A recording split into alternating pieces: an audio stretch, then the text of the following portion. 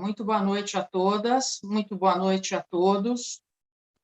Vamos dar início ao evento Direito e Políticas Públicas na Experiência dos Estados Unidos. Hello, good afternoon, Professor Clune. Good evening, everyone. Today we have the great honor of receiving at the University of São Paulo Law School, thanks to Zoom, Professor William Clune. Thank you very much, Professor, for accepting our invitation. William Henry Clune III is Emeritus Professor at the University of Wisconsin Law School at Madison, USA. He is also the Director of the Policy Group at the National Institute for Science Education and Senior Researcher at the Consortium for Policy Research in Education. He has a long journey in teaching and researching and is the author of many articles and books. Among the many articles and books of Professor Henry Clune, there are these 3 fine papers on law and public policy that will be object of our reflections today. First, he produced a political model of implementation for public policy in 1983. Then, in 1989, Legal Disintegration and a Theory of the State, first published in the book Critical Legal Thought, an American-German Debate, edited by Dave Trubeck and George. Finally, in 1993, he wrote Law and Public Policy, Map of an Area. In 2017, in a research errand, Matheus Silveira de Souza found these precious texts.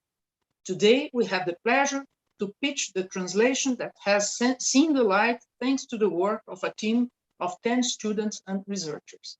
Gabriela Campos Salles, Bruno Passadori, Elisa Janella, and Kadra Rizzi translated Modelo Político de Implementação, now in Revista Brasileira de Políticas Públicas. My acknowledgement to the editor, Marcelo Varela. Bruno Bodart and Sérgio Valente worked on Desintegração Jurídica e uma Teoria do Estado, now in Revista de Investigações Constitucionais, thanks to the editor, Luzardo Faria. Finally, Matheus Souza, Júlia Moretti, and Tiago Oliveira worked in Mapa da Área, coming soon in Revista de Direito Administrativo e Constitucional, A&C, thanks to the editor, Daniel Aschen. Eros Frederico da Silva helped to manage the paperwork on the translation. Many thanks to all of them. These articles cover, in a very sophisticated way, a big gap in legal literature. They deal with theoretical issues on law and public policy in the American modern state, post-New Deal. The context is regulated capitalism, and the issue is how it changed the role of lawyers and the conceptions of law. Regulatory law, dominated by interest group politics, is oriented toward social goals instead of rules or moral principles, as it used to be under the traditional formalism. In a political model, Clune proposes an insightful scheme to describe the influence of political elements in legislative and administrative process. The fabrication of reformist politics came through an ebb and flow of progressive and conservative forces.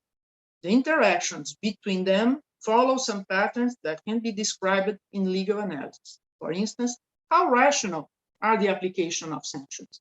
Can they work through political constraints that escape legal theory, for instance, when applied to powerful people? On legal disintegration, Clune relates legal thinking to political economy.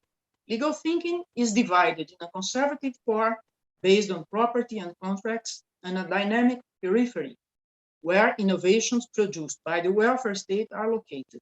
He describes the commingling of these two models in process of transition and integration.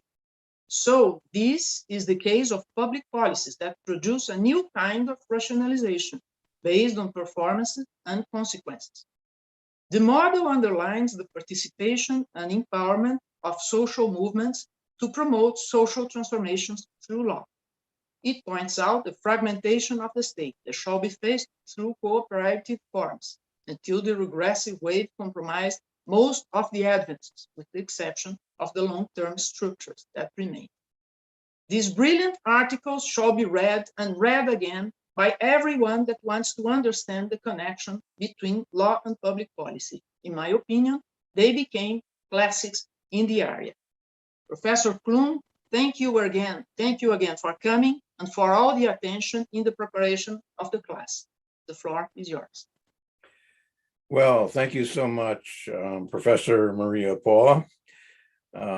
It's a great pleasure to be with you, some 5,000 miles away, I guess, by the miracle of Zoom. And thank you for being interested in my work, and especially the hard work that's involved in translating the articles. That's a real honor. So I want to thank everyone on that team, the leader of the team, and all the people who did that. So I will go through both articles in kind of a simple schematic way to get us up to speed on some of the thoughts, and then turn it over to Maria Paula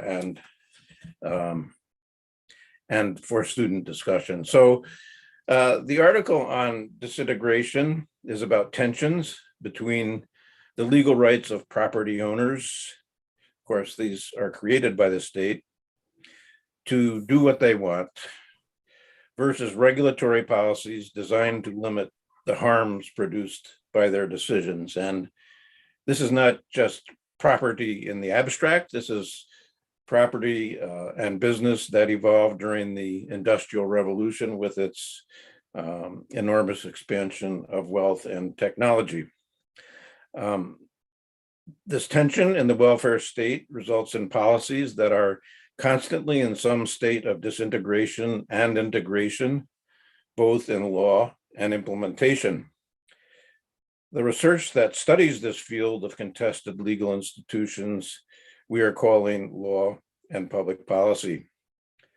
Obviously, this research must be interdisciplinary, looking at laws and policies themselves, implementation, history of law and society, and economic and social effects. This is a field full of data. So my article was a snapshot of the system at a point in time, noting some tendencies toward change. Since then, a great deal has changed and currently in a troublesome direction. So today I want to talk about longitudinal change in the welfare state, past and present. Willard Hurst, the great legal historian at Wisconsin, called legal history, quote, policy in the dimension of time, unquote.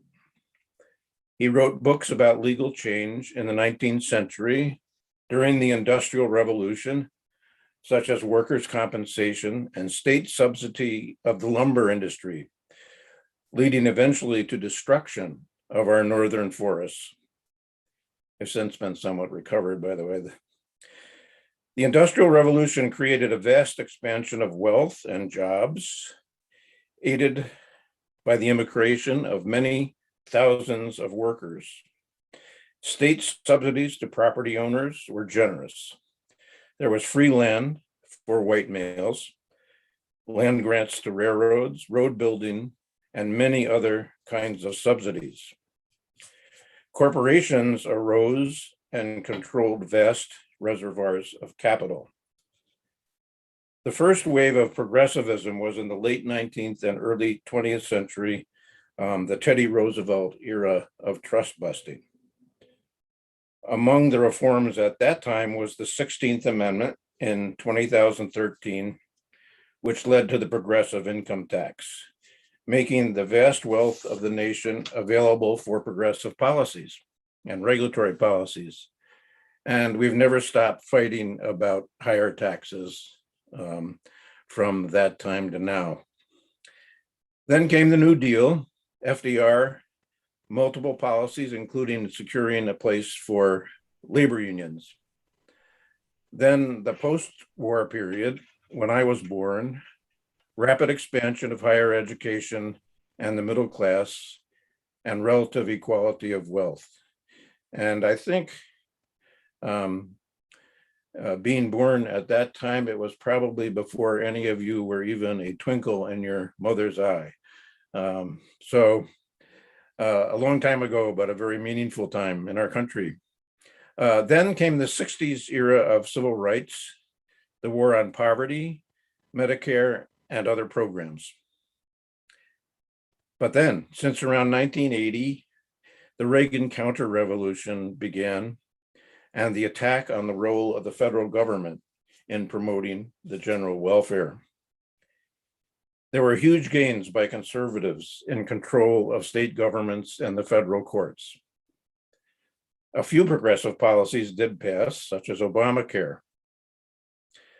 But now we are facing this crisis of severe restrictions on the right to vote and the attempts to seize control of the presidency through manipulation of the Electoral College. Republicans want to stop further progressive policies, which they could do at the federal level through the presidential veto. Republicans have said that they can't win another election if everyone votes, and so they proceeded to figure out ways to prevent people from voting. So what will happen now? I am cautiously and fearfully optimistic. Many progressive policies that stabilize the economy and those that are hugely popular, like Medicare, will probably survive. Control of the House and Senate will go back and forth. Demographic change will continue to benefit Democrats. You know, the country is becoming more racially and ethnically diverse, and that tends to move in a Democratic, or as we say, a blue direction rather than a red direction. The fight for voting rights will continue and intensify. There's a huge number of lawyers and interest groups and very detailed information being given to us at all times. New progressive policies will emerge in response to crises and opportunities at the federal, state, and local levels, for example, involving mitigation of the effects of climate change. I would hope that one of these days, rural voters will realize that they have much to gain from progressivism. They've been a strong source of votes for conservative Republicans and against progressive change, especially in the South, but not only in the South. For example, in Iowa, which is a neighboring state to Wisconsin. I don't think there will be a dictatorship or executive fascism. Businesses detest interference, and even right-wing politicians will not surrender power easily. Let me conclude this part by talking about what researchers can do to advance the cause of progressivism, and that's a lot. So, for example, doing research on promising policies and bringing social problems to light can itself feed into the gradual progress of progressivism. Okay, so that was the first article, and now the one on implementation. So my interest in implementation began as I did research on the implementation of educational reforms. As I said before, implementation must always be studied deeply, one policy area at a time, and my specialty was education policy and finance. Education policy in the US always involves a combination of local, state, and federal policies. Many other advanced nations, perhaps all, have unitary national government education policy, so ours is quite strange and different in that regard. So some reforms worked surprisingly well, such as higher standards for the curriculum and graduation requirements based on required courses. New and more rigorous courses, turns out, were not watered down when we studied them. Graduation requirements did not increase the dropout rate by much. Special education was also widely implemented, creating new opportunities and some problems.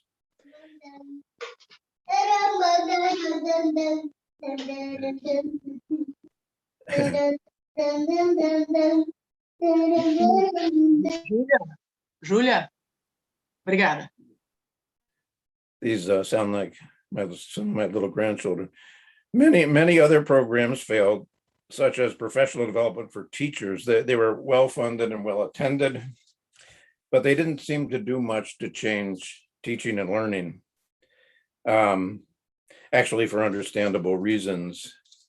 So note the importance of data in this whole field. In this case, both on what is taught and what is learned. We've had enormous advances in data available to evaluate and study education policies and reform. I always say there's only one really big problem in American education. It's the isolation of poor and Black students from the rest of society, and in high poverty schools.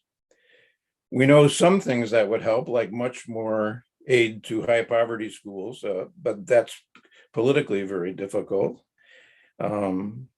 Support for after school activities is growing, and those seem to help quite a bit.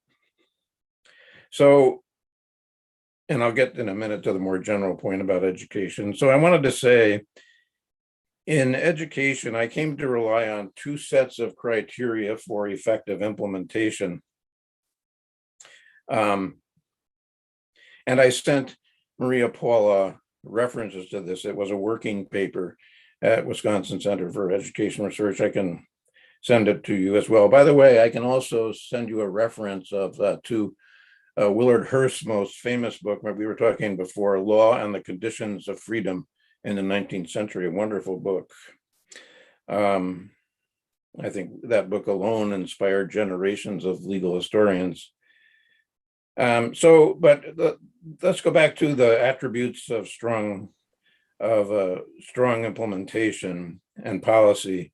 So one is the attributes of the policies themselves, and the other is the attributes of implementation of implementing organizations that are successful with organizational change, because with a novel policy, the organization implementing it must adapt and go through a process of organizational change. And there are qualities that aid that process, and policy can have some effect on increasing those. So I won't go into that in detail right now. I will just say that I sent Maria Paula a reference to the working paper, which is a paper on predictive analytics, but it soon gets to these general characteristics of effective policies and organizational change as applied to that area. So, I mean, I guess I would say that in any policy area, one thing that can be done is to think about what would make the policy more effective, both in its attributes as policy and implementation. So say you had the freedom and weren't constantly resisted and having the policy disintegrate and all that, but you had some room to affect the policy. And that in my experience, that tends to happen. You can't get anywhere, and then all of a sudden something opens up and you can play a role in improving something. Okay, so then I came to see implementation beyond education as a feature of the entire welfare state.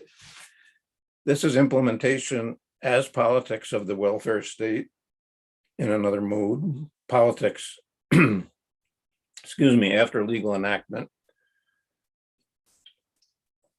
The upward and downward cycles. The upward cycle of enacting and modifying programs, downward cycle of integrating programs with organizational dynamics and culture.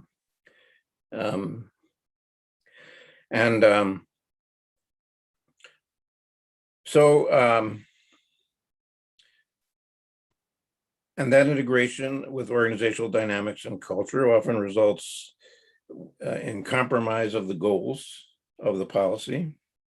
And,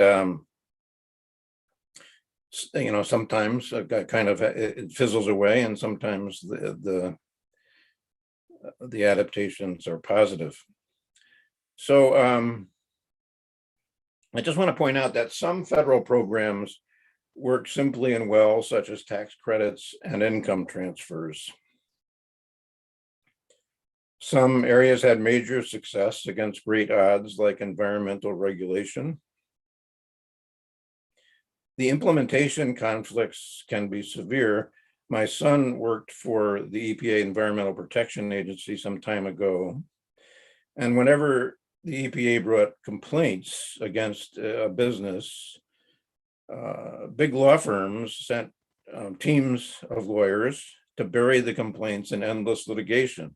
And they often succeeded in kind of halting things in its tracks. So you can see why the carbon tax is such an appealing alternative. It's simple, powerful, and easy to enact and administer. Then again, it's a tax. So in the national government, it doesn't have much chance right now. Conservative Republicans, if they stand for anything, it's no tax increases ever for anything. That's a little bit of an overgeneralization. People have raised taxes for different things in the past. So I've concluded by talking about Black Lives Matter and the reforms of police violence, brutality, and corruption as an instance of a very early social movement and very beginning programmatic reforms. I think looking optimistically, a tipping point has been achieved in the public attitudes after the George Floyd murder, in mainstream acceptance and the diminishment of radical opposition. And we're now in the stage of seeking sets of workable reforms that can be adopted and implemented. And there are teams of people everywhere across the country, not everywhere, but scattered throughout the country, that study methods of police reform. So there's quite a bit of, I guess I would call it technical policy knowledge in this area and in almost every area that can be, fed into the policy process. Okay, that's it. So I look forward to Maria Paula and our discussion.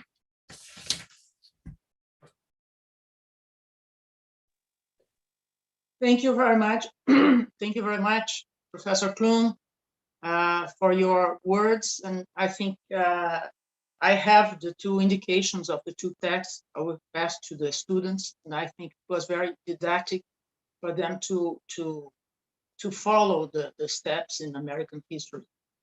I will begin to talking to the reason that I think we shall study the welfare state, although we are all living this enormous backlash.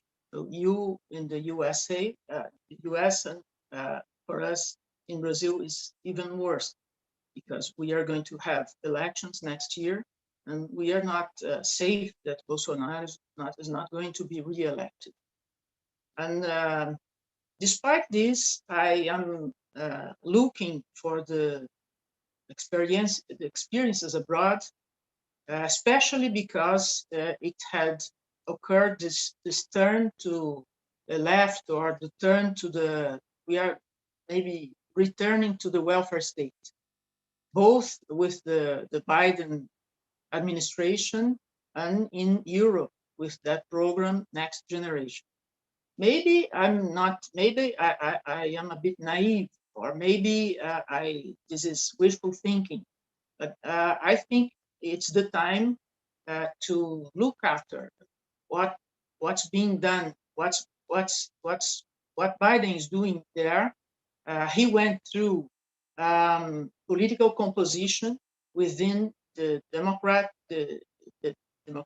Party, and I think besides this, there is something you put in your articles that is the thing that historical institutionalism called the legacy, institutional legacy, and you called it a deposit. So the politics that succeed, the public policy that succeed, it leaves a deposit in terms of organization, in terms of credibility, in terms of legitimacy. And I think we can go back to this legacy, understand how it has been built, and put it to design a new utopia and to design new projects. And I would like to remark, to point out some things in your work that let me believe, or that let me, I'm going to use as a support things that you wrote. First of all, something important is that this connection between law and politics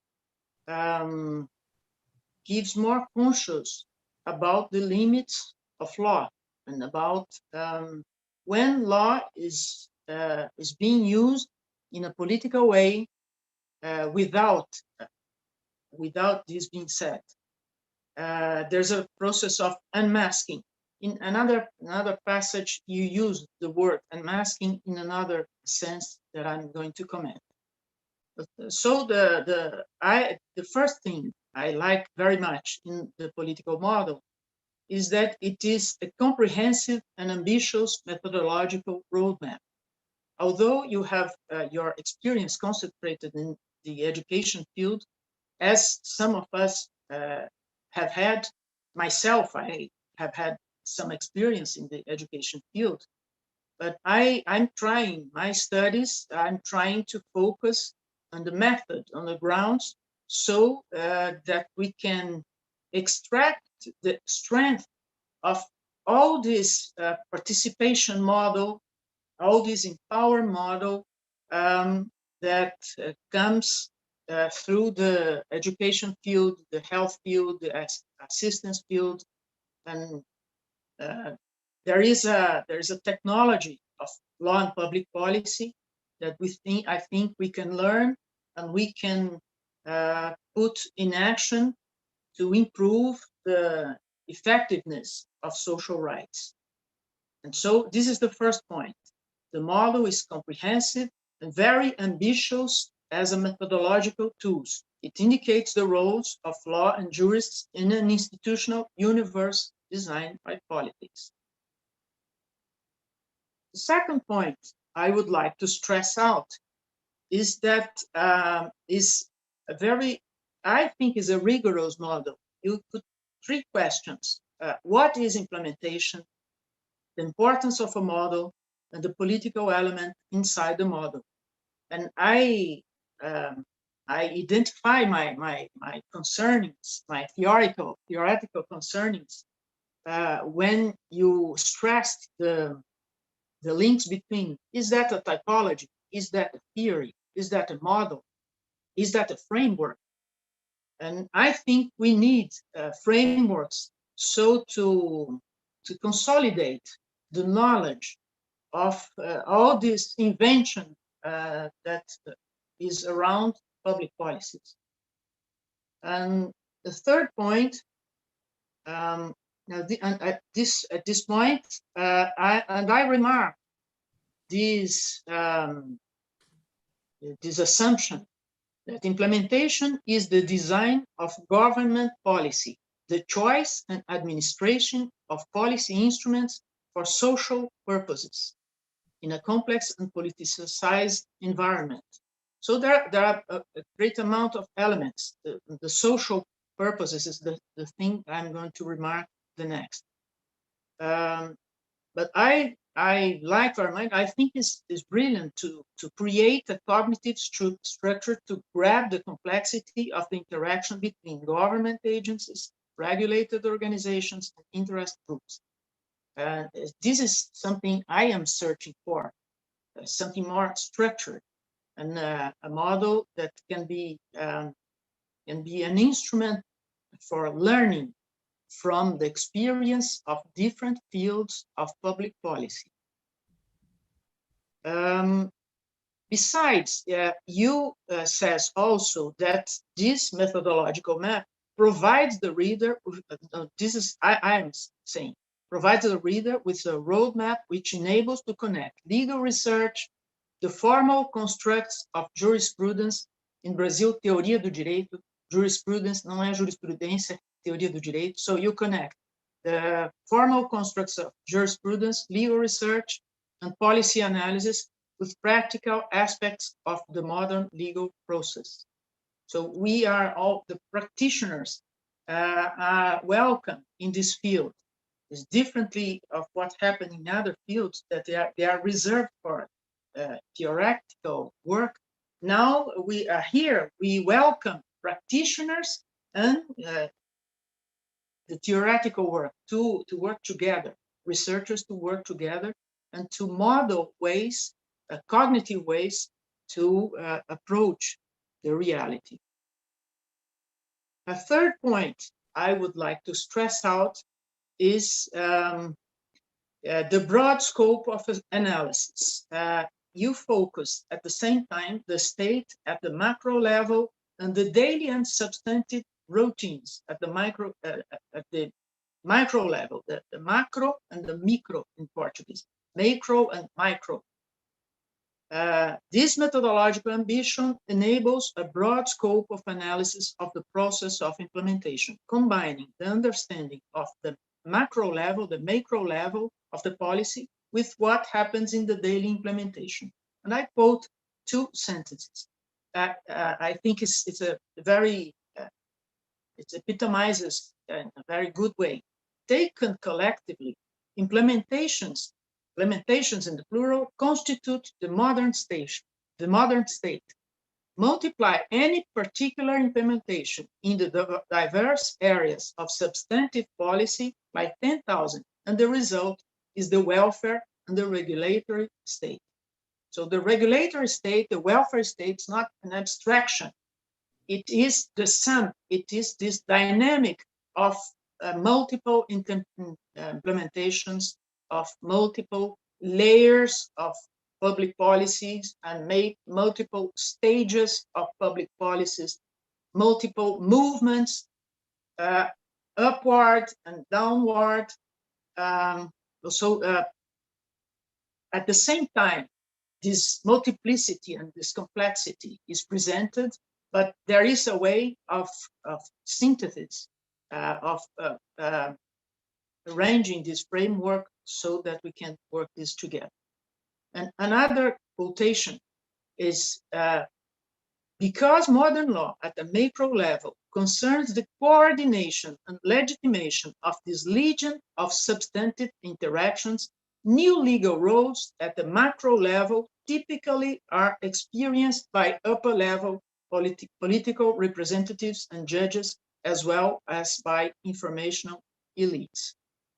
So the different roles are correctly very well presented.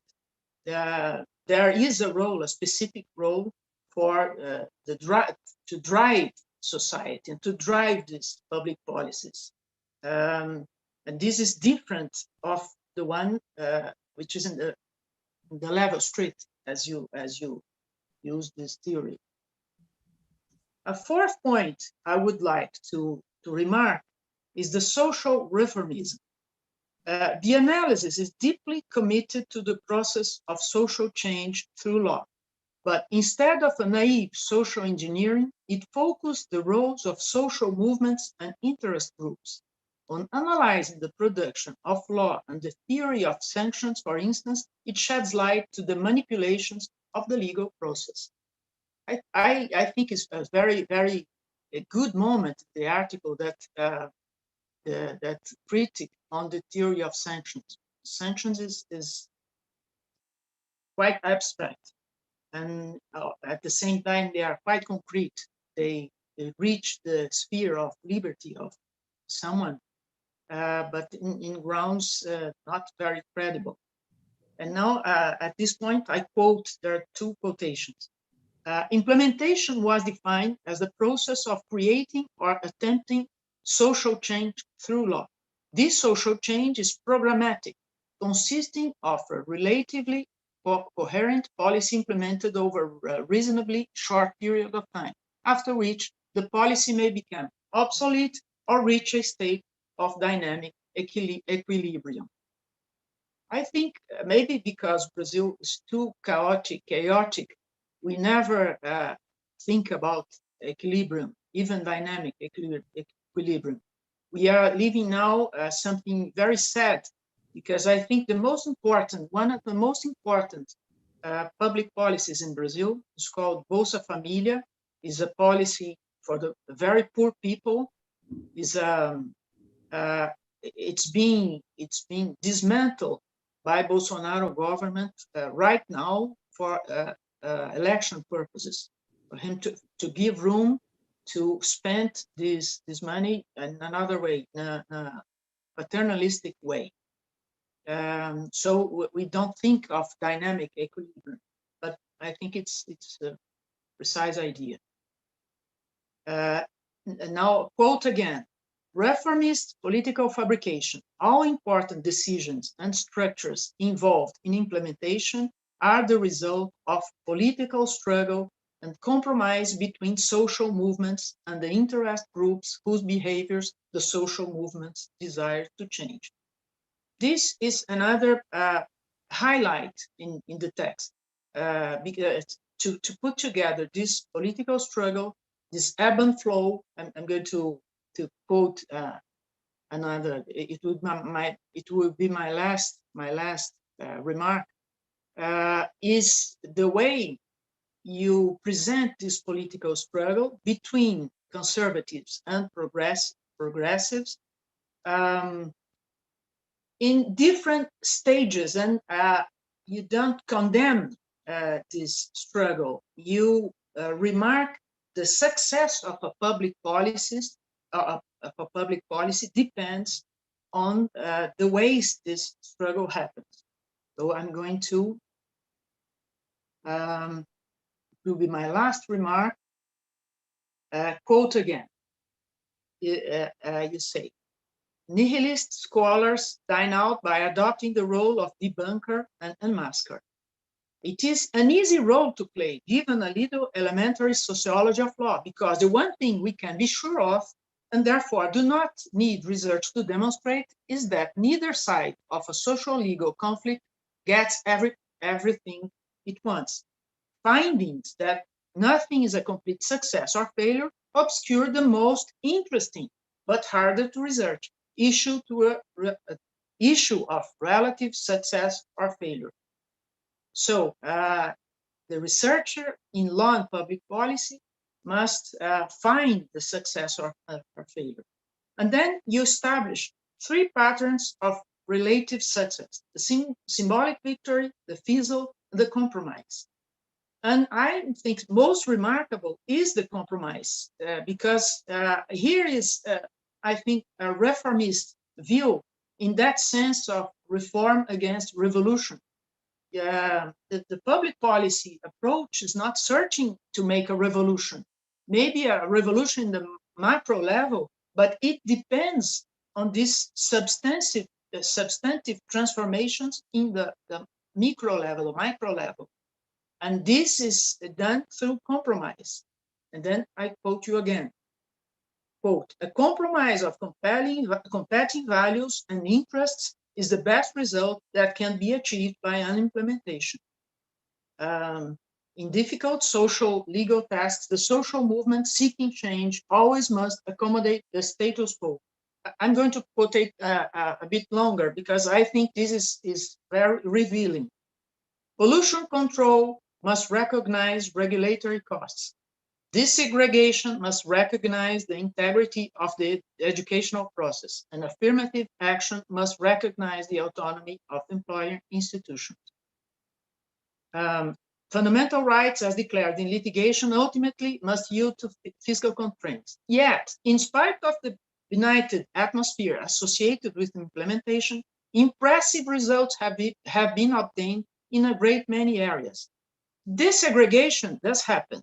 The quality of air and water improves. Correctional and mental health systems become more humane.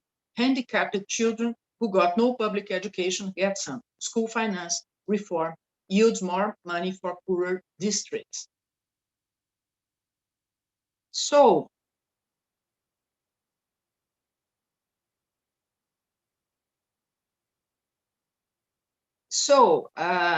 this was my final remark. I could point out many other quotes on the text, but I would like to finish with this. To remark the compromise and that gives room to make possible compositions. We are living terrible times, and but we are not losing everything, nor getting everything. So to be alive and to be aware of the possibilities of acting in a sector by sector basis, but using these tools, these cognitive tools to implement the public policies, I think is a great thing and is a great contribution you gave us with your lecture and with your speech and with your articles. So thank you very much. I think, I don't know if we can go through the questions. I would like to remark that we have here some professors. I would like to thank you, Professor Emiliano Brunet from the Universidade Federal de Rio de Janeiro, that is here with us. Also, Professor Carolina Stucchi, she was here a minute ago. And now I'm going to, I thank them. And now I'm going to, I don't know if you want to make any comment, an additional comment, Professor Clune, or if we go strictly to the question from the students. Well, I just briefly thank you for that brilliant overview. I'm glad it was recorded, because you gave me additional insights into my own work, as happens with a good reader. I will just mention Biden's work and relating it to deposits and the continuities of policy. So one of the provisions on the social side that it seems to will pass is a child care tax credit. And during the pandemic, a version of that was passed, and it was attributed to have caused a 40% reduction in poverty in the United States. And the new one is trying to extend that and get some of the same benefits. It'll be smaller, speaking of compromise, but it's extremely important anti-poverty policy. And I'm sorry to hear that dismantling of the poverty policy by Bolsonaro. That's really too bad. I hope it can come back after political showmanship. But the thing about it is there have been similar tax credits and the like in the past. And of course, we had the experience during the pandemic, which was a crisis in the economy and capitalism, and opened up willingness to help people. And so it's an extension of an idea. There is expertise about how to do it. The policy and its effects are understood. I think the same thing can be said of education across a range of things. That one of the planks was preschool education. Well, that's already been advanced in many states and has been for years. You know, education for pre-kindergarten. And in fact, you know, Joe Manchin, who's resisting all of these Biden policies. In his state of West Virginia, they have already universal preschool because southern states, somewhat paradoxically, have really been active in a lot of educational policies, good ones, for a long time. It was an area that they did well in when we study educational policy. So that again is building on something from the past and extending it. So I would just make those 2 points, and then I think we should go on to discussion and comment in whatever way you want. Okay, thank you very much. So now we are open to questions. Please don't be shy, and I would like to receive questions. I think the students have prepared good questions. Some of them the professor have read to prepare this class, and others, the ones you made for today, you can present now, please. And also Professor Brunet, Professor Carolina, if you want, and Gabriela. Who wants to start? If you feel too difficult, so put in the chat, and so we can read it. Don't be shy.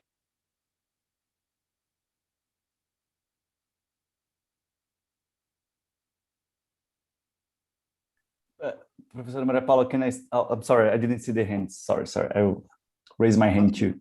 Okay. So Thales, yes, good. The floor is yours. Good evening, Professor Clune and Professor Maria Paula. But Bruno Passadori raised the hand before me. Okay. So Bruno, go ahead. Bruno is one of the translators, Professor Clune. He translated the political model. Yes, thank you, Professor Clune. We have talked with each other through email some weeks ago. Firstly, I'd like to say thank you for your presence here. I'm really delighted to have the opportunity to talk to such a legend related to public policy and law. It's really nice to have you here, Professor. I'm very delightful. Thank you very much. So Professor Clune, my question is related to your papers, naturally, and specifically through the idea about the fragilization in the Western democracies. I'd like to ask you if you think that the roles of the lawyers, which is the role of the lawyers actually in this process of democratic fragilization. I'd like to know if you think that the legal method, which you say that sticks with the core thoughts, according to your terms in legal disintegration, had any influence in this process of democratic decay, and if so, in which measures, and what do you think is a possible answer to this situation? If you believe that is anything that us as lawyer could do to improve our democracy. Thank you. Thank you. What was the word of mine that you were quoting? It sounded like a word I made up and it didn't came. Oh, I couldn't quite remember it. Is in the legal disintegration, is core thoughts. Okay, so on the role of lawyers, I would just make a scattering of points. So one thing that has been noted about let's go to the legal curriculum, the curriculum of law schools, what's taught in law schools in the United States.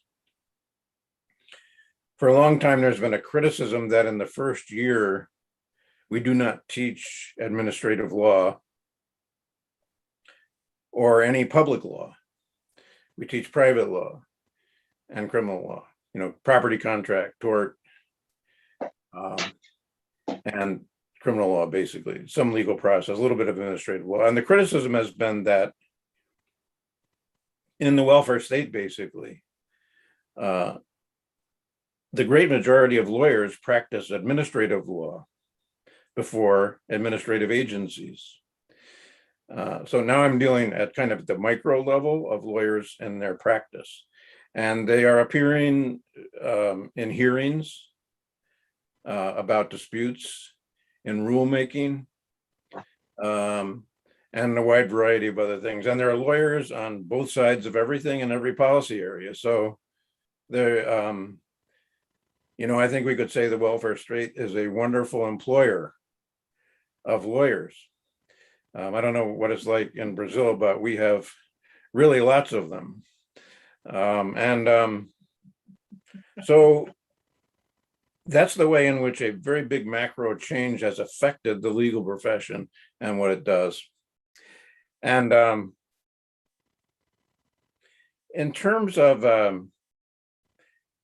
so then I would say that as far as policies go, the law of policies of programs that create administrative agencies and the regulations, that involves a combination of legal and technical expertise, always some mixture of lawyers and experts in fields. So one obvious example is healthcare, and patents for medicine, which has to involve and legal ethics, both lawyers and experts in healthcare. But I'm not sure if you want to talk about the role of lawyers in advancing or pushing back social change and progressivism. So I think in a note I sent around, that was much the topic of the Reagan Revolution and now the Trump insurgency.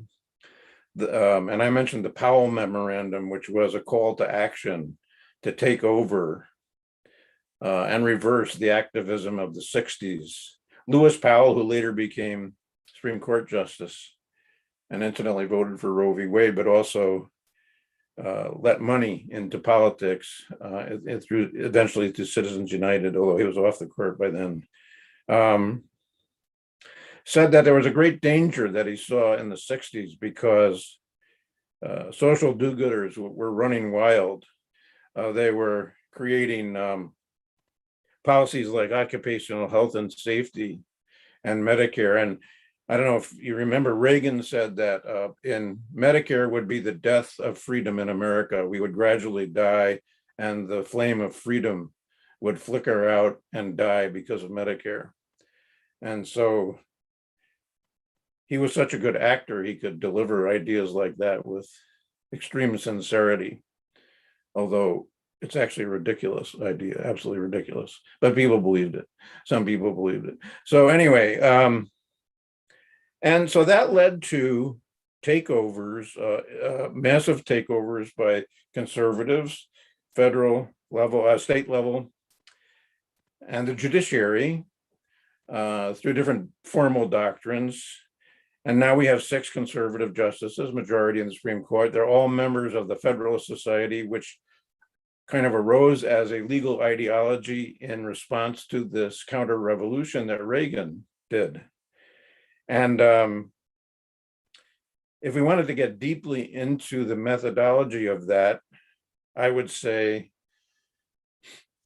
so this goes way back. There is a degree of extreme formalism in their reasoning, which is that they look at what the original purpose of the Constitution, but they're very selective, and the purposes that they systematically explicitly deny looking at the effects on people today. And so it allows them to pick and choose and to block and defend different policies as they want. And this pattern of formal legal doctrines being used to block progressive reforms goes way back to the pre-New Deal. There's famous and the court packing episode. It was the same thing. There were property rights that were found everywhere to make various things unconstitutional, such as child labor laws. And so those are some ideas. Was there something that am I not hitting some points that you would like to see discussed? Actually, I was thinking exactly about the process related to Trump administration, in which obviously there was several decade in terms of democracy in US, and also related to Bolsonaro government, in which also, in my opinion, there was a great decay in democracy.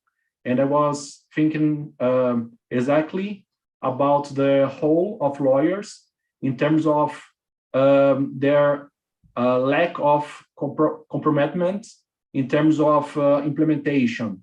In, as you say, the conservative core thought in law, in which there is, how can I express myself? There is an idea that the law could be applied in abstract without any kind of thinking about implementation, and just something as a, I don't know, something just in abstract, and how this idea could be related to the decay of democracy. Aha. So,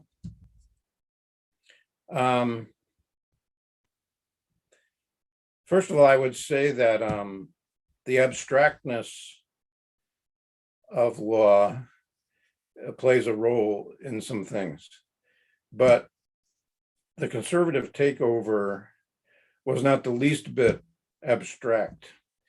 It was goal-oriented, systematic, very strategic, oriented to power. And so when you get something like voter suppression laws and voter subversion taking over the election officials at the local level and giving them the ability to say that the election was a fraud and we have to throw it out or something like that. Those are, or sending groups of intimidators to polls in urban areas. Those are not subtle. Those are not formalistic. That is sheer power and money. And the same thing with interest groups. The amount of money that goes into interest groups. We had an instance recently in the Biden program where he thought he had enough Democratic votes to pass low-cost drug prices as part of Medicare, and the pharmaceutical companies, with their vast amount of money. I think in the Robert Reich Saving Capitalism one, he talks about them having 500 lobbyists in Washington, more than all the legislators combined. Well, they basically bought 6 or 8 Democratic legislators. Of course, you can't prove it. I mean, it's corruption, but it's legal corruption. And then what they did was to promise them whatever they wanted in campaign contributions for their next race. So there goes lower drug prices. And the same thing happened with bankruptcy law. I think I was telling Maria Paula one time, when the Bankruptcy Act was passed, Elizabeth Warren was working on it. She's a famous young bankruptcy professor then.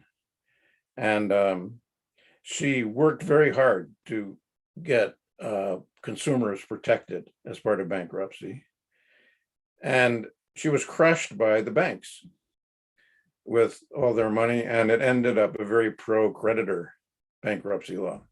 And so that's why students can't get their debts discharged in bankruptcy, and homeowners can't get their mortgages discharged in bankruptcy, just like it said in Saving Capitalism. So that's not formalistic. Now, I will say that, we now have, so for example, in my law school now, we have a very wide spectrum of activity we have a dean who specializes in election law his whole life. We have a faculty member who now, from Harvard Law School, who now specializes in it as well. We have lots of public interest groups that you can contribute to and are constantly active in bringing lawsuits to try to block these different suppression efforts and the like. There's the social movements in every state and across the nations are very active, so it's intense and it's very goal directed. We have a group in Madison that's called Law Forward, which we give money to, which is involved in electoral reform. So I think the formalism of law, what am I trying to say? It applies with the Supreme Court's reasoning, but there's an awful lot of very goal-oriented activity going on, and you either win or lose, or you go back or you go forward. And I think this will be a continuing struggle. The demographics are changing, so no matter how much they try to suppress and subvert, there's going to be more and more Democratic voters as time goes on. And so I don't know if that answers the question. Yes, thank you. If you have the opportunity, I talk a bit longer, but let's share the word. Thank you. Okay, thank you. Thank you, Professor. Thank you, Bruno. Now we have 4 more questions. Caio. I think Thales and Luisa are before me, Professor Maria Paula. Uai, eu não consigo olhar a ordem. I don't, where are you finding the order of the... Thales, do you want to go? Okay, for me it's okay. Louisiana. É nessa ordem. So, now it's Thales. Okay. Okay. Thank you, Caio. Thank you, Professor Maria Paula and Professor Clune. Good evening. My English is a kind of a rusty, Professor Clune, so in advance, I apologize for my rusty English. My question is regarding interest groups and an aspect that can influence the implementation of public policies. Is the one thing that you mentioned earlier is the financing of political campaigns. Here in Brazil, there is a discussion about this nowadays. Before financing companies, financing by companies was allowed. With the car wash operation, Operação Lava Jato, and the discovery of corruption cases, this was prohibited here. Now only public financing is possible, and private financing is only possible by individuals. Some say that this is a way to prevent corruption. Others say that this public funding is not preventing corruption and also takes money away from public policies. For instance, our public funding here in Brazil for the next year is over 2 billion reais. What are your thoughts about it, Professor? Well, I'm very impressed to know that you have public financing. It was a cause of progressivism earlier in our history. And, I think it's used in some states, if I'm correct. It was thought to be a major reform for preventing corruption. So I'm not familiar with pros and cons, but it sounds like it could be a good thing. I don't know. I don't know what the objections are. I will say on our side, probably the most destructive Supreme Court decision. Well, there was a series of them. One which said that money is speech, And another was said is that corporations are people. And so then you could conclude that that money spent by corporations is speech. And I don't know if you remember the guy in Saving Capitalism who said, well, he says, money doesn't say anything, it's for buying things. And I think that pretty much sums up the objection to it. But it's produced just an unbelievable mountain of corporate money that's going into political campaigns, dark money where we can't even trace. And the Supreme Court said you can't find out, it's unconstitutional to find out who gave it, the money. So the political process has become dominated by corporations and special interests to a degree never before seen in our country. There was a law from Teddy Roosevelt's time to the Citizens United that corporations could not spend money on politics, and that was reversed by the Supreme Court 90 years later in Citizens United. This was deliberate result of conservative takeover of the court, and it was a great tragedy for the special interest influence in politics. Whatever that you could do to limit a little bit that kind of corruption would be a very good advance. I don't know if that public finance provision is a good idea or not, but it sounds like it might be. Thank you. A curiosity, Professor, is that this decision came from the Supreme Court. It was not decided by the legislature. The Supreme Court one day, in the middle of this car wash scandal and car wash case, decided that the funding would be just public or by individuals, as Tali said. Oh, how does the Supreme Court have that power? Does it have a special power over political campaigns? No, it's the power they vested themselves in. I have there is an article in English I can send to you, describing this process. Something the book in which this chapter is called the Unwritten Brazilian Constitution. Oh yeah. This one, it was not written in the Constitution, but the Supreme Court decided it. I don't know if Thales want to complete something. So is that, does the Supreme Court have progressive tendencies? No, it's a bit difficult to explain. Yeah, yes, it have. And when Lula took office in 2003, he nominated some justices that were seen as progressive. But at that time, with the corruption scandal, I think everything have been mixed up, very mixed up. I don't think this is a criteria to compare. You have we are getting back, to the pork barrel policies, and justices are aligned with one side or the other. Okay. I don't know if it's a good answer. Maybe I could elaborate better in the future, and I can send this chapter to you. But I think we can listen now to Caio, expecting for a long time. Thank you, Professora.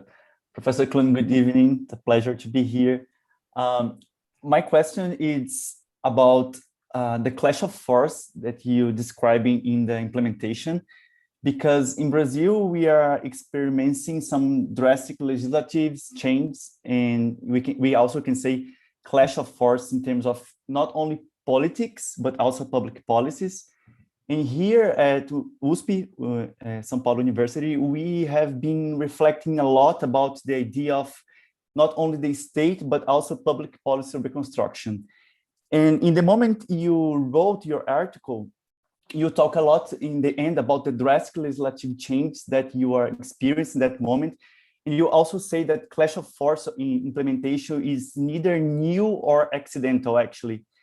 And what I would like to ask if in your experience, what came after this clash of force caused by implementations? How can you find a path, for example, for social policies in a very dramatic moment and when you can see a kind of destruction of the state and the policies that was made in the last, I don't know, 20 years, made in the last 20 years?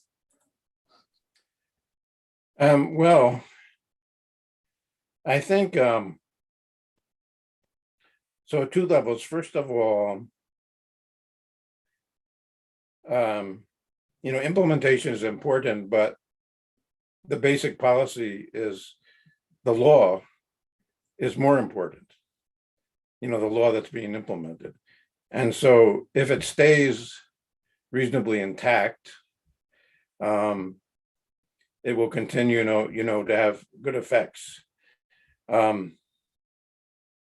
So a lot of the fighting is about whether to keep laws or repeal them or add new ones.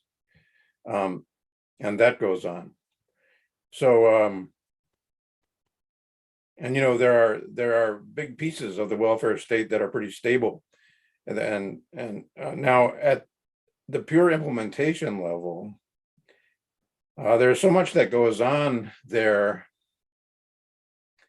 at every possible level you can imagine. So the chief executive, the president of the United States, and all of his cabinet officers and his budget office have tremendous power to maintain or drag down various policies that are already enacted. And so Biden Trump was laying waste to them left and right, and weakening them, weakening the Internal Revenue Service. By the way, conservatives not only don't want higher taxes, they don't want the existing taxes enforced. They want to be able to avoid them whenever they want through tax shelters and all that, as an aside, but you probably know that. And but Biden now is going through, for example, the Department of the Interior has I believe it is, has a lot of power over how money is spent on housing. And so the chief executive can direct that toward more progressive or less progressive ends. And those things are ongoing. They hardly ever make the papers, every now and then little bits of them, but they're extremely important. And I think Maria Paula mentioned the macro and the micro. These are micro compared to the large pillars of the welfare state, but they have very big impacts, I don't know if that's the kind of thing you're talking about. And so but it comes back to the control of the presidency then, of the chief executive is so important. And the same thing at the state level. One thing that's holding our state, Wisconsin, together is we happen to have a Democratic governor. And so the gerrymandered state legislature, which has basically created a thing where they're always in power, can't pass a lot of negative laws because the governor will veto them. And same thing with the President of the United States. And so that's the big struggle about the federal elections, why, Trump lost his ability to do all these negative things, and Biden took his place and was able to do positive. That's from my own value perspective. And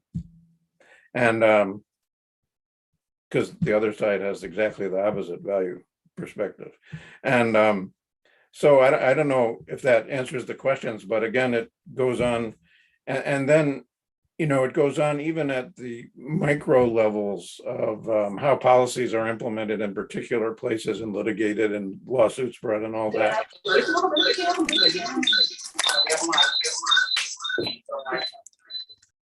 think we have an alien. Thank you, Professor. Has been retired from the room. Everything's okay.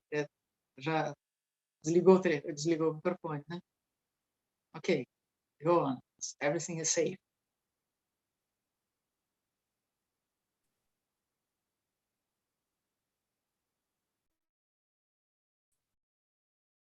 Professor, is mute. Your microphone is mute. I see. Now can you hear me? Yes. Okay. I saw that little red mark on the microphone. Yeah, okay. So, so you didn't hear what I just said. Yeah. So I see that there are some yellow hands raised. Did someone else want to raise some points or a question? Yes, now is Marcela. I think now is, no, Eloisa. Now is Eloisa. Please. Good evening, Professor Clune and Professor Maria Paula. It's a pleasure to be here. I became quite curious about the concept of shadow governments. If I understood it correctly, the text defines shadow governments as departments or sectors of a given organization inserted in a regulated industry, created to interact with government agents, regulators, and policymakers. So my question is, should we include the functioning, the mechanics of shadow governments in a political model of implementation? Is it possible and desirable in terms of methodology, and how do we take them into account in our researches? Yeah, thank you for that question. And I noticed that this was one of the ones that Maria Paula sent me your question on that. First, let me say shadow government, it was a bad term to use because it has a specific meaning, as you pointed out, in politics, and that's not what I was referring to at all. I put it in quotes because I was trying to combine a couple of other ideas, which basically is the influence of the regulated field on the implementation of policy.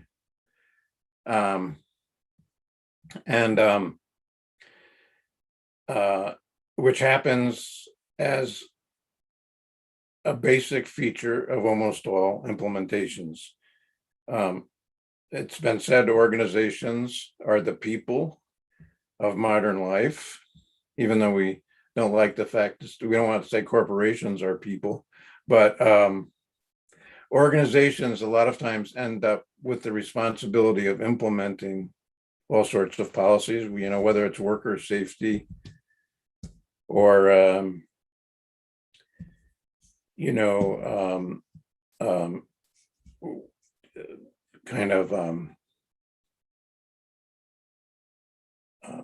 worker comfort or anything else, or any of the other policies. And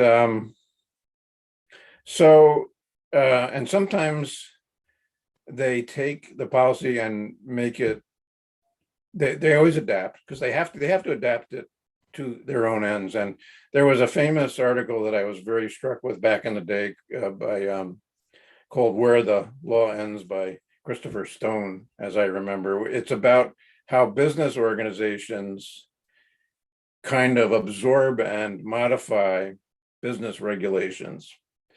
And so there's always that process which goes on. Now, it's not a government. There is another literature about private governments and legal pluralism. And another member of our faculty, Mark Galanter, was famous for discussing those. So but those were not called shadow governments. They were, what he was talking about was that organizations actually pass their own rules, which then function as laws. So, in universities, we have lots of rules about sexual harassment, for example. This has been going back a long time. And our university, I think, was, frankly, the status quo ante, I'm sure this is well known to you, was horrible within universities. Maybe not as bad as some places, but it was a disgrace back in the day. horror stories abounded, and our university took that very seriously and kind of explained to everybody what it means and behaviors that really you should not be doing, or the kind of things you might think are innocent, but which are not really kind of not are offensive and make people uncomfortable. And so that's just one example of how, I mean, organizations can make the policy better, they can blunt it, they can do all these different things. They aren't a government, in the sense that they're part of the state, but they're implementing state policy. Does that somewhat answer it? But I got to get rid of that. Shadow government's not the word. You rightly pointed out that has a specific meaning in politics. Okay. Thank you. Now we have Ana Luisa. Good evening, professors. It's an honor to be here and to be able to listen to you. My question goes kind of in the same sense as we've been observing here in Brazil, a lot of administrative decisions that implement policy, and in a sense that the Congress does not want to regulate certain matters and certain topics. So in the absence of a democratic decision, some bureaucratic organs just make their own regulation. And I was thinking about your theory on implementation and if it is possible for a game changer decision coming from an organ that is not democratic and subordinate regulatory body, like middle bureaucratic administrative body that just surpasses its competence and becomes the standard. And what would be the effects, the consequences in implementation if the law in such cases, there is not a statute, it's like a resolution or something, it's fragile. Can we have equilibrium? Can we have stability with regulation that comes from a political organ that does not have normative legitimacy? Yeah, it doesn't have lawmaking, legislative power.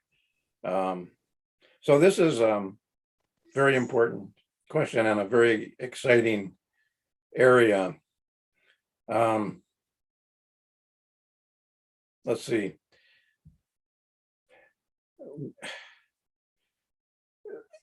There are constructive policies being created all over the place at all kinds of levels of government and across public and private sectors all the time. And in fact, I'll use the example of cities in the United States. And, cities, first of all, they're democratic and blue. They're also the source of wealth and innovation in our country. And they're also politically weak because they don't have the powers of the federal government, and the states can preempt anything they do, and often do. State governments are more conservative. I just mentioned that Joe Manchin's state of West Virginia has fewer people than Brooklyn, New York, and yet he has much more political power as a senator. But nevertheless, cities all over the place are getting together to stitch together solutions to different local problems. And some of them might be water conservation. Some of them might be job creation when jobs are declining. And some of them might be mitigation of climate change, and many, many other things. And so what will happen is that cities typically have the resources to do this because, in fact, in almost every case, there is a university in cities that innovate in this way. There is a network of technical experts who know how to deal with the regulated field. Might be employment, it might be water, it might be, how to deal with drought, anything.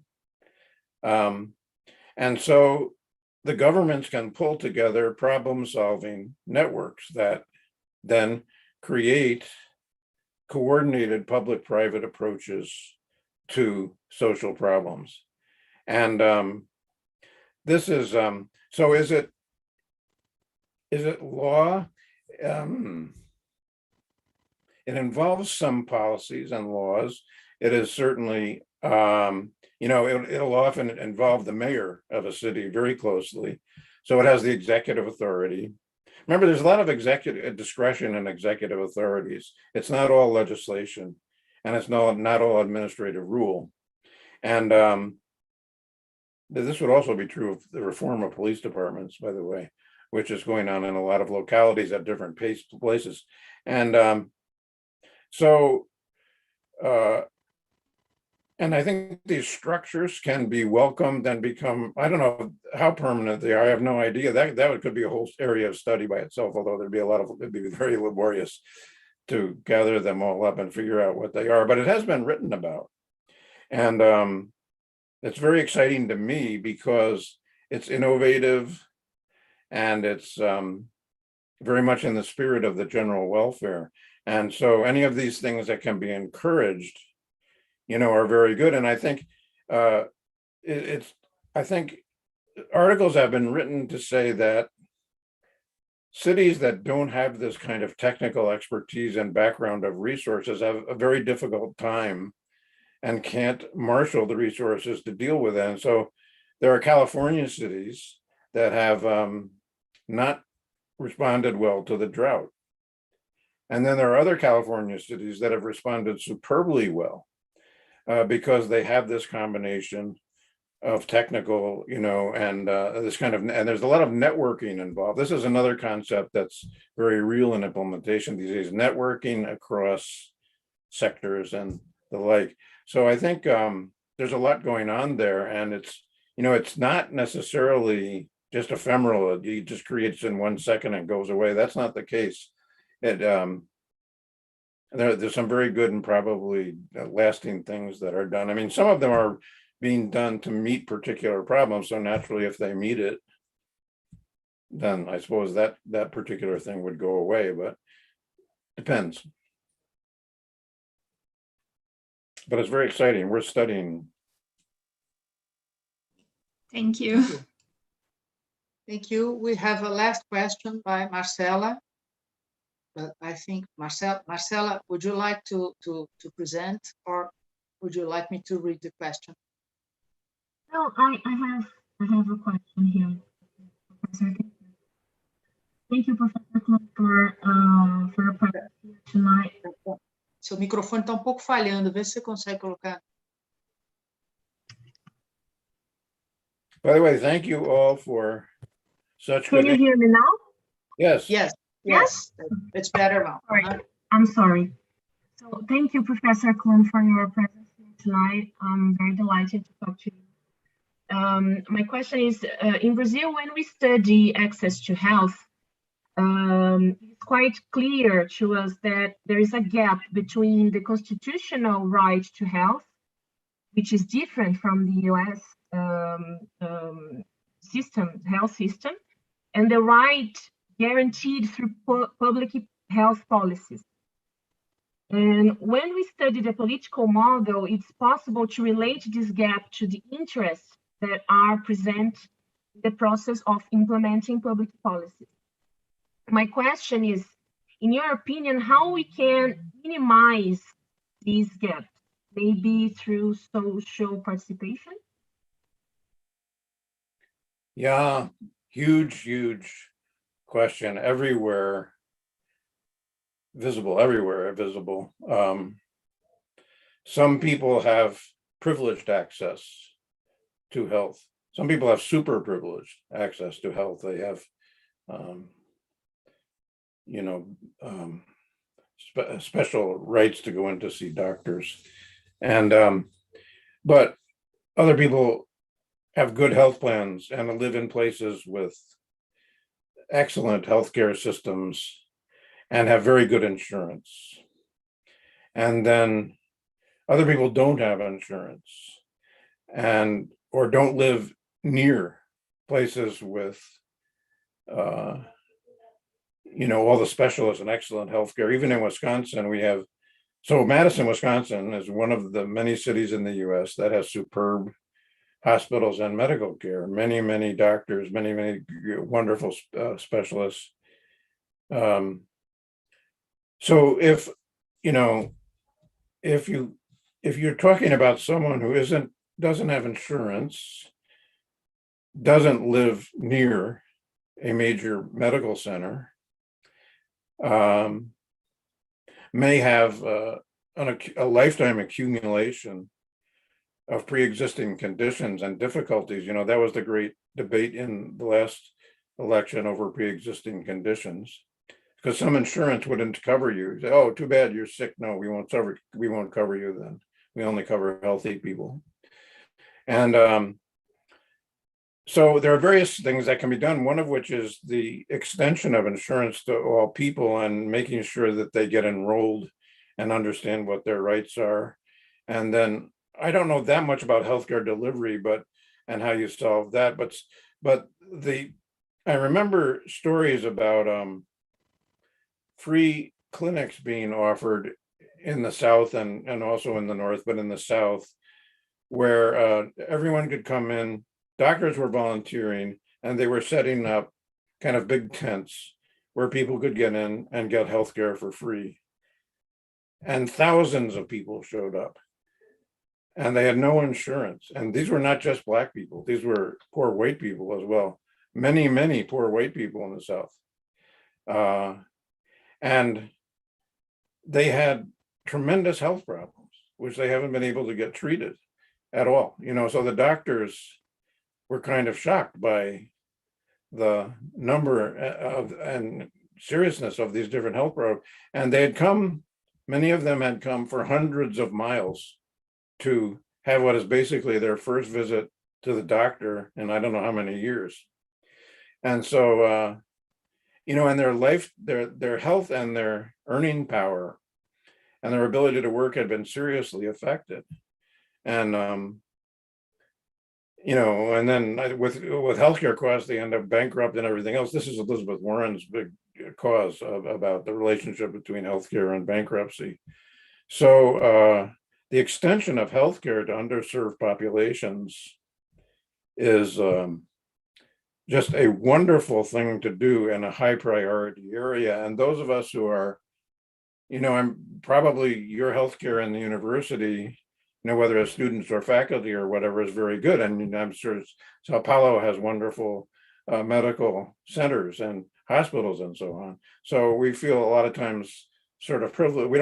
We're not conscious of being privileged. It's sort of like being white. We're not conscious of being white, so it just comes with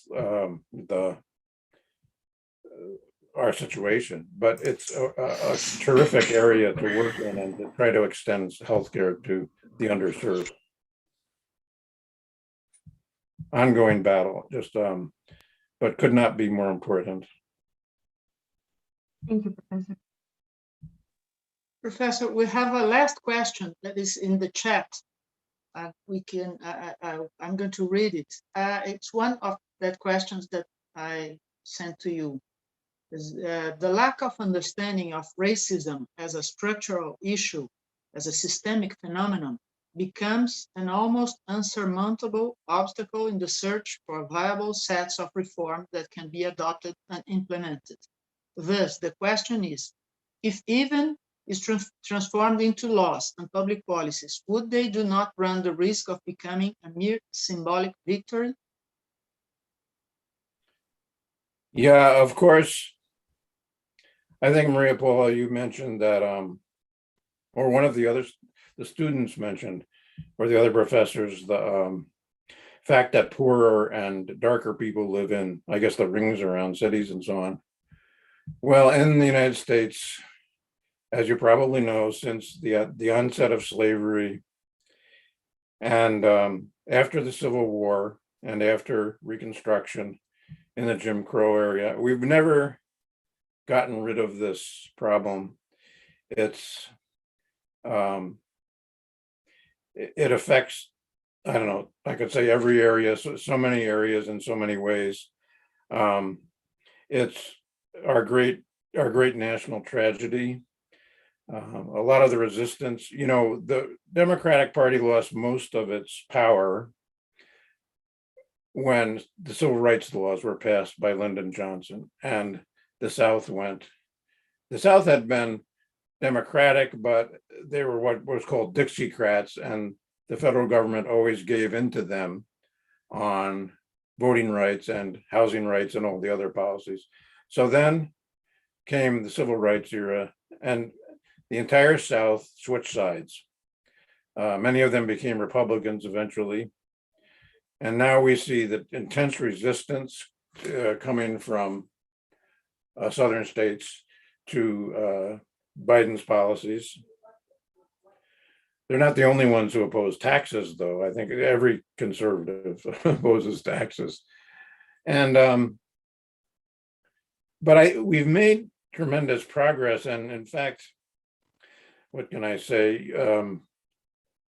W.E.B. Du Bois, his famous book, The Souls of Black People, he was saying from the very beginning that Black people began to make great progress as soon as they were set free against all the obstacles. That's continued, and we benefited greatly from the civil rights movement, and we continue to do so. There's been a large middle class, Black middle class created. But the problem is still there, and it relates to, you know, studies of systemic racism. Now all these southern states are saying you can't study systemic racism, as though if you don't study it, it's not there. But it's exactly the opposite. They don't want you to study it because it is there, and people will get to know about it and might, you know. So, for example, we had a long history of residential segregation created by restrictive covenants and redlining. It's called redlining in mortgages, which meant Black people couldn't get mortgages to live. They couldn't live in certain places because they'd be turned down with by the realtors. They couldn't get mortgages. So, and then when the jobs left for the suburbs, many of the Black people couldn't move to the suburbs because of residential segregation. And that's how we ended up with such pockets of poverty in the inner cities.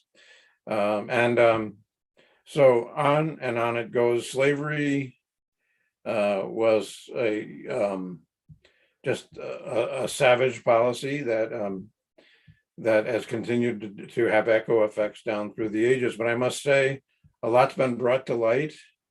Those of us in academia understand it much better than we used to, you know, you know, we see so many Black people, athletes and celebrities and all sorts of people on television all the time. That's not really necessarily a sign of societal progress, but we have many, many Black people and brown people on our faculties and throughout the university. And then, you know, tremendous racial diversity. We're a nation of immigrants. I don't know, but it's still there. And it's still, I said that if progressivism is the gift that keeps on giving, slavery and racism is the thief that keeps on stealing, day after day, law after law. And so it's everywhere, it's powerful, remains a force. You know, the police force became, probably police forces in American cities were set up. They were set up as basically paramilitary forces to control immigrants.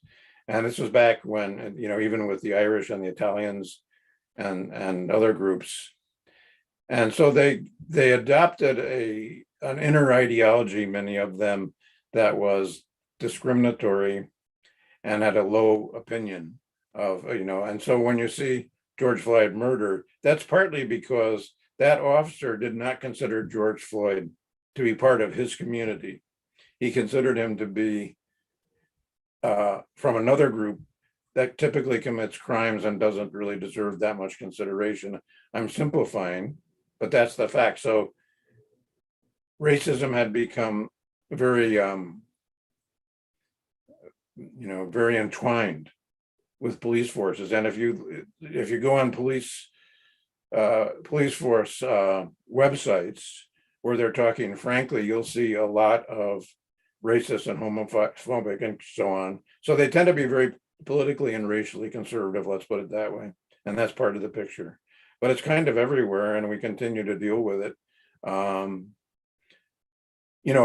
White people got land. So people who came here as indentured servants were given land eventually.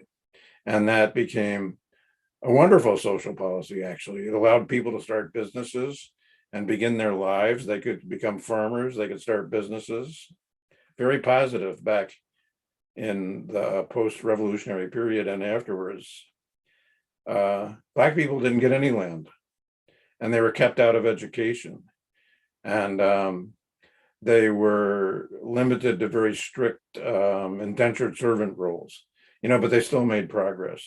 But, if we had done things the right way instead of the wrong way, our country would be richer, happier, more prosperous, better educated, more equal. We just did everything the wrong way in race, and we're gradually working our way out of it.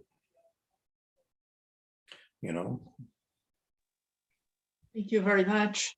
Well, I've said it was the last question, but there are two raised hands, and I ask: is there time for these two last questions, and then we finish?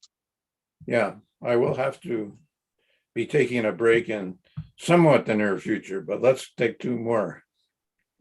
And we will end with these two. Thank you very much, and we apologize for. And by the way, thank you everybody for your English. I wish I even had a word of Portuguese. I'm sorry, I was raised in a time when, I think I took Latin and Greek and French in high school, and that was about it. And then my children learned a lot of other languages, and I didn't. So I kind of was of a lost generation and learning other language. Thank you very much for your very good English. Oh, you're so kind. Yeah. Okay. Now is André. J. Castro. José, né? Yeah, it's me, Professor. Sorry. Professor Clune, it's a great honor to be here and having the opportunity to learn from you in this session. And I'm sorry, I missed the first half an hour part of the class. So if this matter has already been raised in another questions, I apologize for that. So ignore that. But you mentioned the importance of law. It would be even more important than implementation itself. In the whole process, having a consistent lawmaking process, it's very important for a qualified implementation. So I would assume that the better lawmaking, the better the conditions for implementation that we're going to have.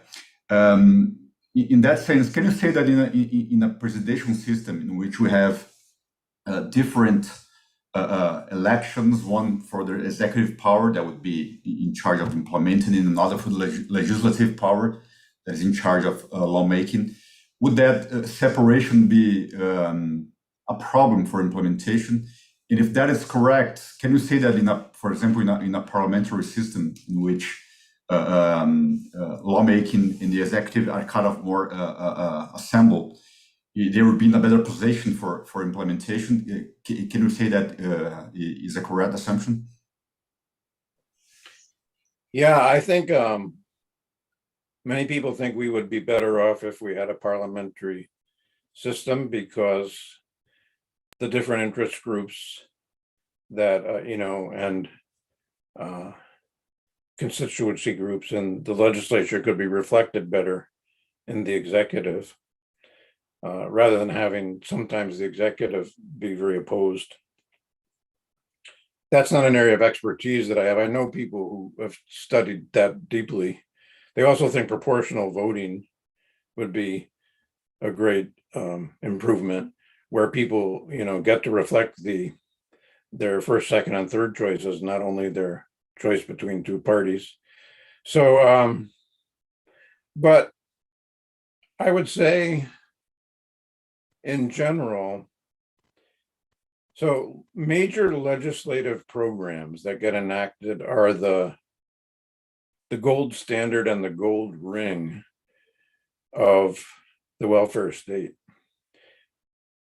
So if you can get a child care tax credit enacted and it becomes known to millions of people, they automatically become supporters of it, and the benefits of it become widely known. And to get it passed, you have to have the legislation and no veto, by the executive. So it takes, and that's why the Republicans now are trying to take over the presidency so they can veto anything like that might be passed by Congress. And that's why Biden is rushing now to try to get some of these popular programs enacted before, before the legislature changes. It might flip. We might flip both the House and the Senate next time. You'll have Republican House and Senate. So then he won't get any progressive legislation from the legislature. Right now, all three branches, by barely amount.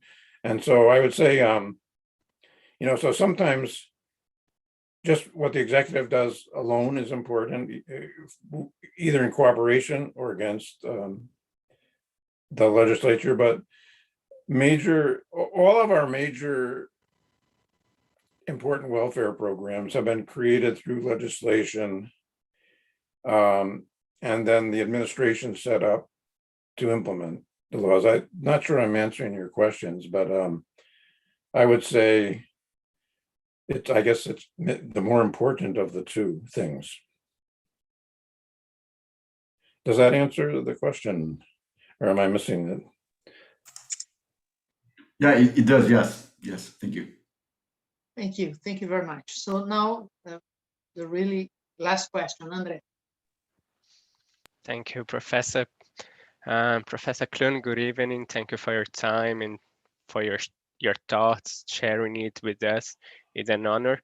Professor, you already mentioned today the climate crisis and Biden's policies, and my question is kindly related to it. When you mentioned the compromises in your political model, you mentioned that conflicts between adverse parties do not end with the approval of some piece of legislation. Actually, both sides will always want more and more or less and less. The scenario is easily noticed in environmental legislation, and herein in Brazil, and herein I can mention the Brazilian case because we have an environmental legislation globally recognized, but we are always struggling not only to guarantee the law efficiency, but also to combat conservative forces against environmental protection. Nowadays, for example, we have a lot of liberal policies that seeks less state fiscalization, such as self-declared licenses, permits, etc. My question is, what is the role, in your opinion, of the welfare democratic state and progressive force in the scenario that those conflicts cannot continue, considering some scientific tipping points that already proved that if we continue environmental degradation, we will not be able to support the climate crisis. We cannot continue with force that want to have less and less protection, and we cannot go backwards in terms of environmental protection. I don't know, maybe you could comment a little bit about it regarding Biden's Green New Deal and new rules for lawyers in this scenario. Yeah, you painted the big picture very well. So I think there's been a tipping point in public consciousness. We all breathe the same air, rich and poor. We all need the same food if there is drought and a new dust bowl. So there's a huge momentum. The technology of clean energy is making rapid advances, but we're still hanging by a thread as to whether we're going to get to goals in time. So Joe Manchin didn't want limits on the coal industry, but he was willing to support tax credits for clean energy. That's an example. So he comes from a coal state, and he actually gets a lot of money from coal special interests, but it's also a public thing. The coal is declining in production, so it's an important symbolic issue. He's the only Democrat, and West Virginia is a very conservative state. He's the only Democrat practically across the whole South. So on it goes. We make a little bit of progress here, and we can't get big progress there. I think when there are crises, there's new opportunities to make big changes. Sometimes I think we're going to end up with airplanes flying around and putting some sort of dust in the air to lower temperature if things get desperate enough, this geoengineering thing. And so who knows? I mean, there's a lot of progress being made, but maybe not enough. And there's conflicts just all over the place, just as you described. That's it. But get in there and do what you can, because it's a great cause. So now I need to take a break and leave you. Thank you very much. This was exciting. Wonderful group of students and young people. Great to see you all, and thank you, Maria Paula.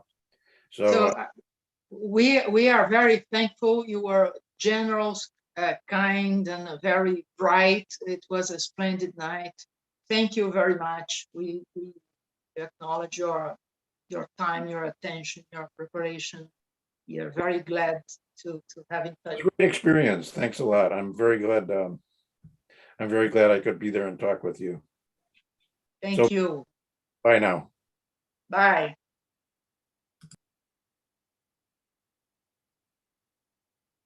Bom, podemos aqui terminar nós também. Muito obrigada a todos que acompanharam essa sessão. Obrigada pelas perguntas. Acho que foi um ótimo encontro. E nos vemos na próxima semana, os alunos do curso de pós.